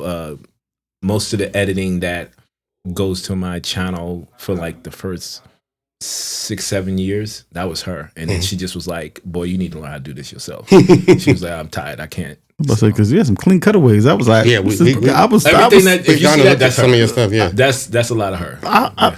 Shout out. Hey, look, we you got a retainer fee for her? Listen, I'll put a word out. I'm just saying, like, if you think about like doing this, you guys do it yourself, right? Y'all do this, and this is great. It's a lot of work to go into. It's a lot of work, and ain't if you have a 9 to 5 outside of this. Yes, I got, bruh. I'm up at 4:30. I go to work at 5:30 in the morning every day, and I only like the weekends when I'm not doing comedy or whatever. But the editing, everything that goes along with creating, editing, trying to be different, that's hard. But I've never thought, like, my wife has a better eye than me when it comes to the nuances of put this in the video, transitions. Just say it's a woman's eye. Go ahead, we're pandering absolutely to y'all women. And I can't. I just like, hey, listen. And I appreciated what she showed me because now I appreciate the process. But there's nothing. You could care less about the process, bro. I would pay if I had the money. I'd be like, yo, hey, here you go. Yeah, just make look, you speaking right. You speaking man language. Before we go down another rabbit hole. Okay, so niche in universe perfumes. They focus on the universe and planets and everything in between. This one I smelled called Space. I got a sample, and legit, never in my life have I smelled anything this good for. Grape. It's grapefruit, raspberry, mandarin. It's fruity, it's floral, and then there's a weird metallic note in here. I feel like I know you say you love rose, yes. But brother, I feel you're a more citrusy person. Oh no, I bring that specifically for this. It's the time. It's the season too. Yeah, okay. Yeah. If I bring my rose fragrance next time we yes, I got you. We gotta have you back on the show. Yeah, I want you to be Seal out here. All right, get some rose out here. You know what's funny? This is the weirdest thing. I used to do it this way. I'm like, why are we all do? It didn't make sense. It didn't make sense. No, because you want to lay the big end down so that it sticks up and doesn't get tainted on the table. You know, I'm not gonna be childish right now because we got a man of God right here. So I know where you went. I know exactly where he went. Pause. That's why I said what I said, because I knew he was gonna take the bait. Pause. But yeah, I this one is very. It's almost acidic, citrusy, and is this cherry in here? It is cherry. Oh, you know we love a good cherry. It has cherry. It has love. I was not even trying. I like this, but it give it. I'm telling you, the strip and it has like a medicine-y type of smell to it. Let me get that because this don't do justice for Space. This. Yeah, Space spray. I feel like it's probably great. Spray it away from your hand and let it hit your hand, and then give it 10 seconds, and then I'm gonna tell you. I'll let you read. I'll read it to you. I remember this. Of course you do. I remember this because this is right across from where we got your birthday gift from. Because it was right there by because we bought you the Whetstone. It was literally right across from there. Yeah, San Bernardino, the place that had Whetstone. I forgot the name, and then that was over here. Yes. I remember the whole layout of that store. I had to see the bottle to kick the memory back. They had a couple of good fragrances over there. I remember. Yes. Look, the bottle to me is what drew me in. I was like, yeah, I'm getting that. But we have you had cherry, lemon, pepper, bergamot in the opening, raspberry, strawberry, rose, jasmine in the mid, tonka bean, musk, vetiver, and patchouli in the base. Jasmine. No, they did have some ones over there that was just, bruh. I was like, keep that in outer space. Yeah. Don't bring that back down. Black hole. That was like meteor. A lot of them are very abstract fragrances. I do agree, but there are some. And once you get into this, right? You said you're 2 years in. Yeah, just roughly, yeah. Oh yeah, okay. So this my nose is not mature for this. It's not ready for this. Telling you, it smells so much better on scan. I mean, it does, the strip doesn't do it justice because the strip gave me like a medicine-y vibe, but this and let it hit the heat. This is jumping off in different directions right now. I appreciate that. I first smelled it and it was like cherry and metal. Like that's right. I was like, what is happening right now? Right. I was like, okay, let me let it sit for a minute, and then raspberry, then the bergamot came, and then it went, like I said, it almost went to like a fizzy soda smell. But this metallic thing, I was like, oh, what they're trying to do is bring the concept of a meteor, right? Because most those metals that come from outer space have that metallic feel. And this fizziness with the citrus, I was like, okay, I like this. 90 degree, 80 degree weather. I wore this roughly around end of May going into June. Citrus fragrances usually don't last very long. Right. This thing transitioned from tropical fruits to rose to literally a kind of like, how can I say, the fruit drink, like a tropical fruit drink with a metallic smell. And I could not stop smelling it. Every 10 seconds, I was doing that. And then it went away for like a good hour. I didn't smell anything, right? My nose just got used to it. And then someone walked past me heavily. And then the waft of that came off of me because the wind they pushed. And I'm like, oh, yeah, I got to get a bottle of this. I was like, yeah. This is from a sample. And this is all from Scent Explorer. All from Scent Explorer. Shout out to Scent Explorer. Yeah, Scent Explorer, oh wait. No, that wasn't from the Scent Explorer. This is the only thing I got from Scent Explorer. But when I went to Scent Explorer, my focus or my goal, my focus or my goal was to make new relationships with brands, right? And meet people like-minded like myself that do this, that I talk to online, whatever, we're friends online, but we don't get to see each other. And niche and perfumes, once again, I knew that no one knew about them. I knew that these two young brothers, not brothers, but I understand what you're saying. Yeah. They're actually brothers that made the company. They were introverted. They weren't really talking to people. They were just, hey, smell. I was like, okay, let me see what I can do. Let me see. No one's talking about this. Went online. I'm like, no one is featured anything except a couple of Europeans that didn't have any English versions of it.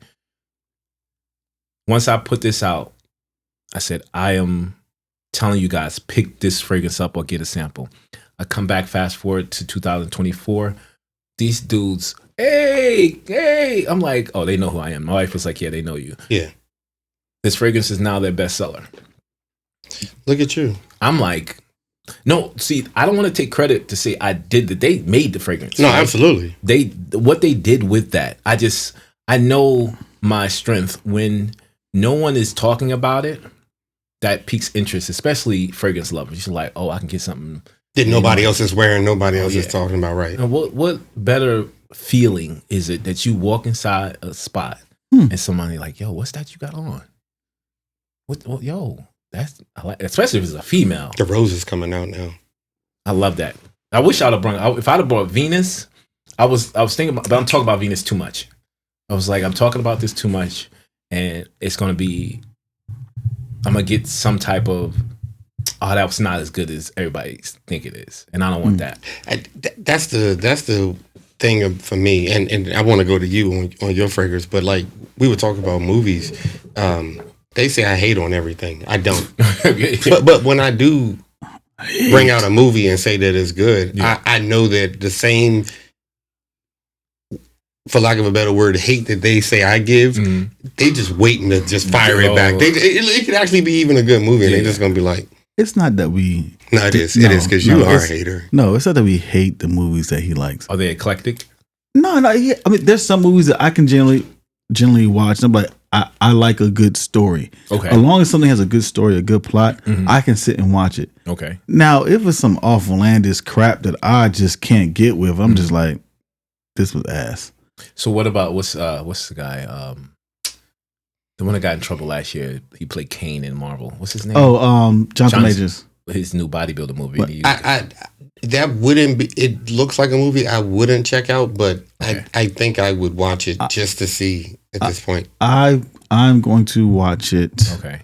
Within the next 2 weeks, I've told myself, because I wasn't going to go to the theaters. It was it was limited release though too. Yeah. So, because I felt like he embodies roles. Mm-hmm. So whatever role, anything I've seen him in, he's bodied the role. He engulfs himself in that character, and it's a twisted, like psychological twist on the mind of what he went through growing up, abuse, and how he never actually reaches the goal. He actually plummets and falls. Yeah. So I'm looking forward to see that. Okay. I feel like it probably would have got a bigger push if it wasn't for the history. Yeah. But I liked him in Creed. I'm trying to think of what movies I really remember him in. What's the movie he did to the cowboy? He was like West. No, it was on Netflix. It was Jump with Virginia King. Yeah. And Idris Elba. Yeah.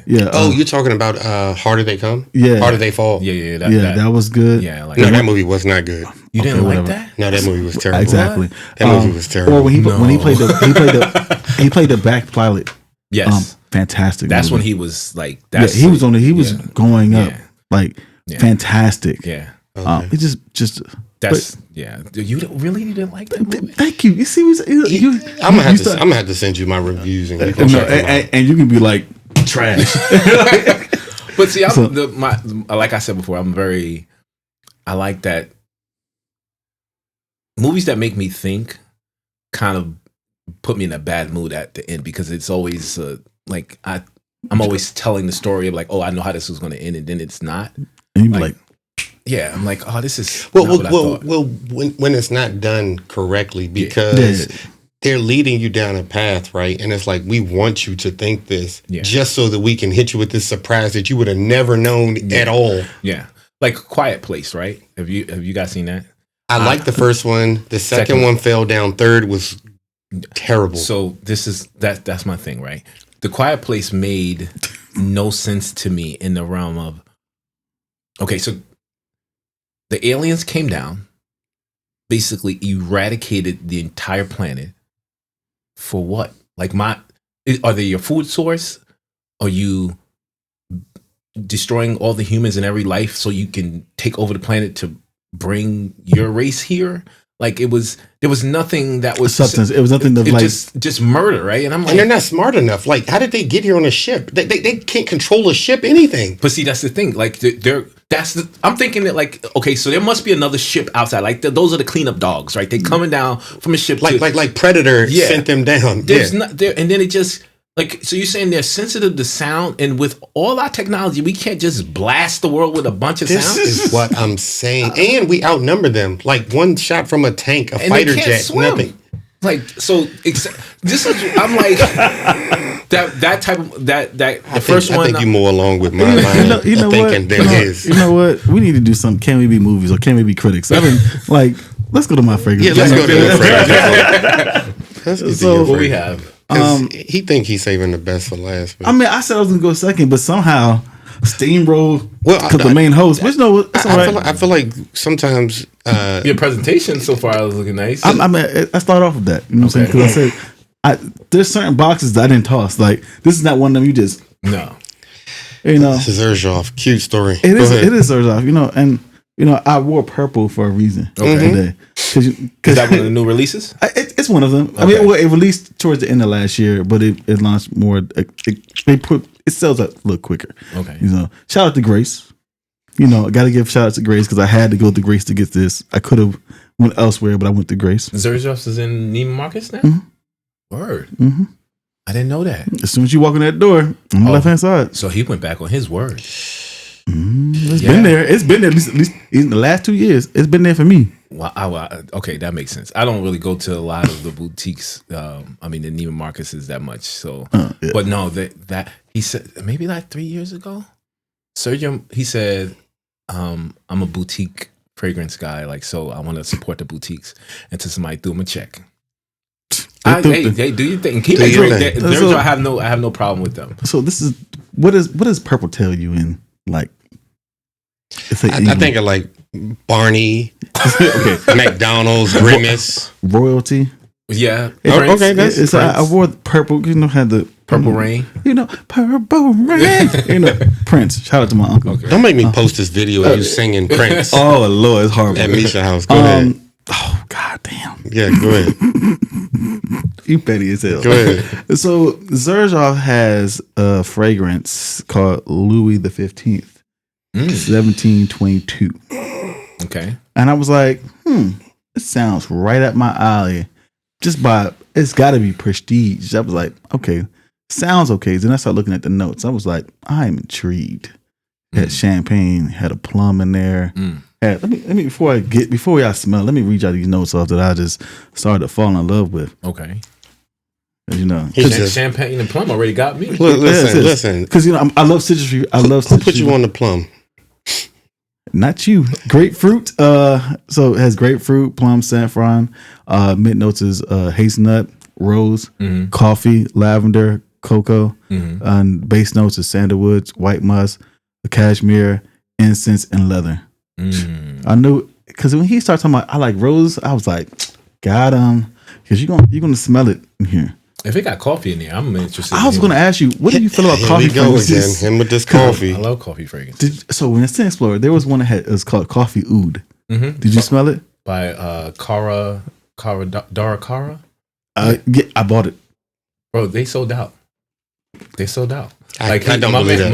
I don't think y'all are talking about the same thing. Yeah, the guy with the Spanish guy with the long in the hair. in the very back. It was in the very back. Oh, yes. You can't miss that. That fragrance was probably. I did an article on that. It's like the third.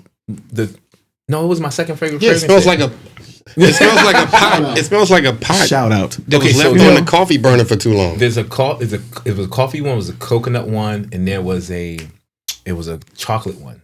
All of them are oud fragrance. I'm gonna let y'all see. I appreciate. Oh, it's gold. I can see it. Because we talking about royalty, like nice.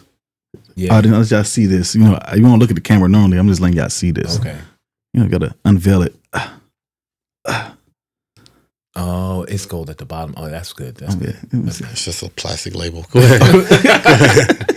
I've wore this a couple times. I see. It looks like a dent is in it. Yes, it's lovely. Lovely. I'm gonna let y'all do. I'm gonna let y'all. Is that 100 mil? Yeah.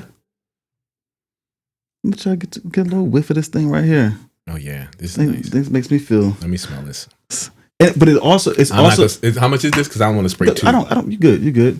Don't matter. Hey, look, money ain't thing. Nah, it's. That wasn't what you were saying yesterday. He was like, I gotta pay another bill.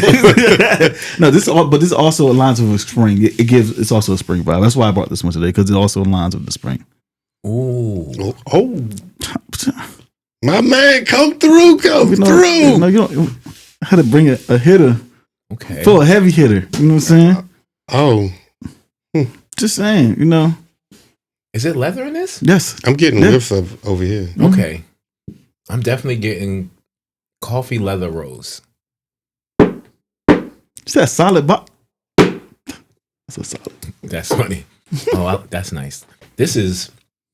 You can spray it on skin. You can, brother. Go ahead. Yeah. This Look, is. I'm. My site isn't what it used to be. I've sprayed it that way. Hold on. What's in it? Is it green notes in this? If it was one, I think it's definitely green. I'm getting something green in this. There's something green.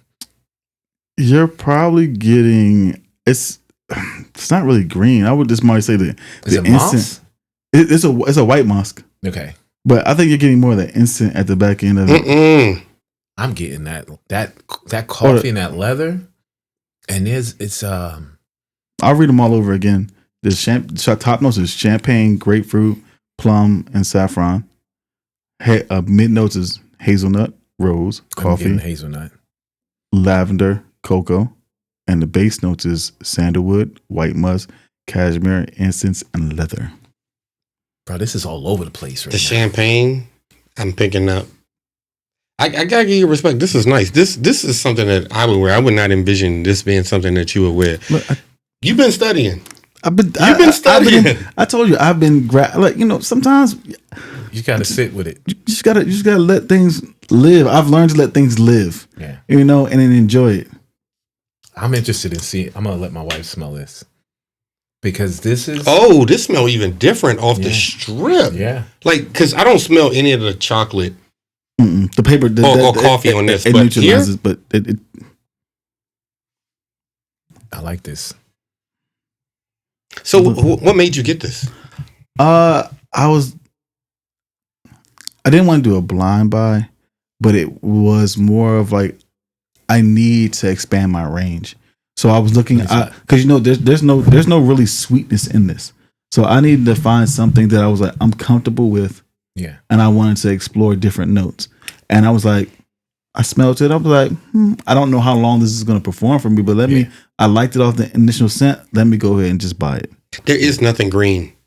When you smell it on skin, it's not. I guess it has something to do with the paper. Have you ever smelled? Okay, I'm pretty sure you guys have smelled. This is nice though. Coffee.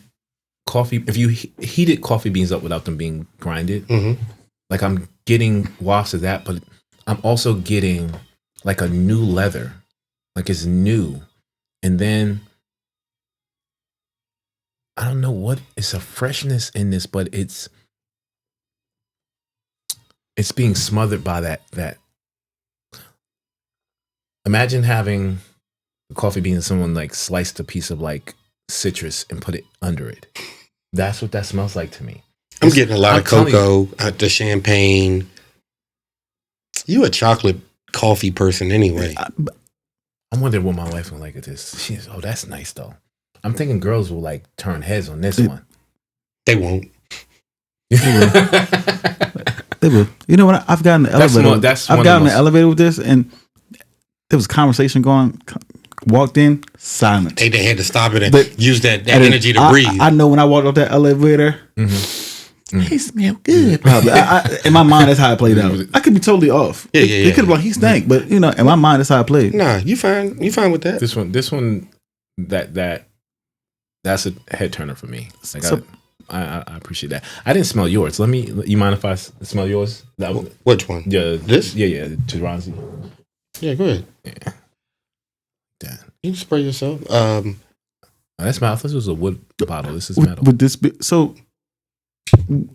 And what is your thoughts of this? Like, I know this is out of left field. You would never thought I would have brought something like this.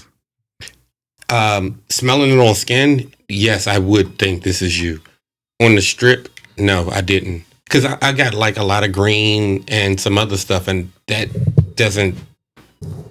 That's not what you would subscribe to, in my opinion. But the coffee that I'm smelling, the cocoa, this is you.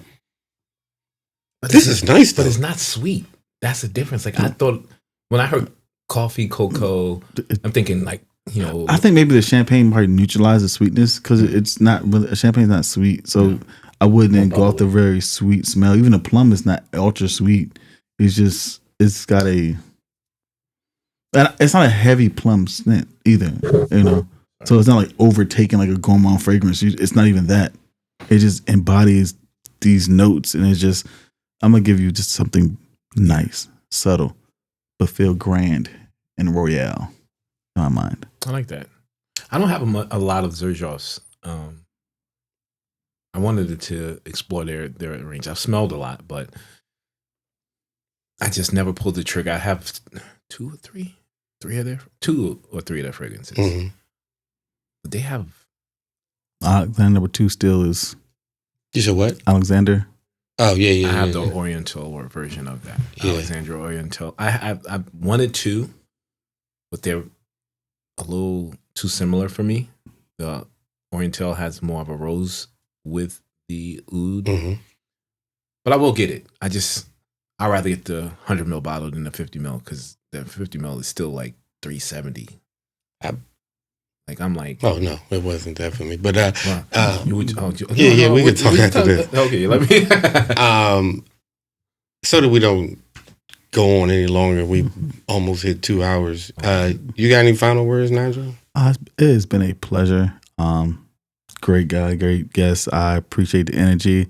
Can't wait to come back on, and hopefully we can do more content together. And I'm looking forward to going to Italy next year, so we can. Hey, Xerjoff. Hey, perfumery. Hey, I will be on that yacht. So just look to me. There you go. And as always, I say thank everybody for watching, tuning in, like, share, subscribe, comment, and just support where you can, and just enjoy smelling good for your life.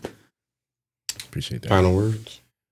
I appreciate you guys inviting me. This was really interesting. I really enjoyed myself. My first podcast, I've never done anything like this. So most of the time it's just camera, script, or just off the cuff and going with that. Any guest that come on my channel is a lot different than, just having a conversation. We're focusing on something. So this was really cool. I appreciate this. It's great when you not talk to yourself in the camera. That's crazy. A lot of self-reflection. Like, I gotta do this over. Right. But I always, and I hope you guys are okay with this. I always want to, say a little bit about my Lord and Savior. Yeah, good. Anybody watching this, if you want the best thing in the world, I would urge you to give your life to Christ. I would say, if you're struggling with addiction, if you're struggling with your sexual identity, if you're struggling with just lost in the world, there's no better place than having our Lord and Savior Jesus Christ in your life, in your heart. And it doesn't take a bunch of people. It's just you confessing with your mouth and believing in your heart that he died on the cross for our sins, and inviting him into your life, and you'll see your world change. And it doesn't have to be for anybody else. If you want your life to be better, if you want an opportunity to go to heaven, which the only way to get there is through Jesus Christ, do it now. I only say that with this urgency because if you guys see the world now, y'all know a lot of things are crazy. And if you have read your Bible, everything that he's talked about, everything his disciples have talked about is coming to fruition right now. So just be aware. And I would say if you're struggling, take the opportunity to pray and ask him to come into your life. You won't regret it. Thank you. Another good episode. You finally brought something on that's respectable. Thank you. I know we connected at Tawena's event, and this was kind of just spur of the moment, though it was. Totally forgot that was my bad. We had talked hey, before, but this was right on time. It was a blessing to have this. I appreciate it because he hit me. So, hey man, what are you doing that too? I was like, you gonna record? I'm like, sure. What's going on? Bet, let's go. Okay. And then he's like, oh yeah, Rome coming. I was like, the guy from the podcast from when he met. And I was like, well, let's do it. I mean, it was because we've been playing for our set too. I know we about to try to close it out, but it was like we don't need a fourth for you because it feels like you. Just looking at your content and just my guesstimation was my hypothesis, whatever you want to say it was. It's like you can hold your own. We want you to talk. We want because it's not just about we're here every week, every show, but the most important part of it is the guest. And like you came with bottles, smelling goods, and you're able to articulate everything with and expand on it. So that was something I was looking forward to. I appreciate that. And you gave great quality energy, knowledge, and just great experience. And I look forward to the growth of our relationship, friendship, and fellowship. Absolutely. Well, I wanted to be done 5 minutes ago, but Nigel kept talking. So we just going to end the show here. Peace. Peace out. Peace out.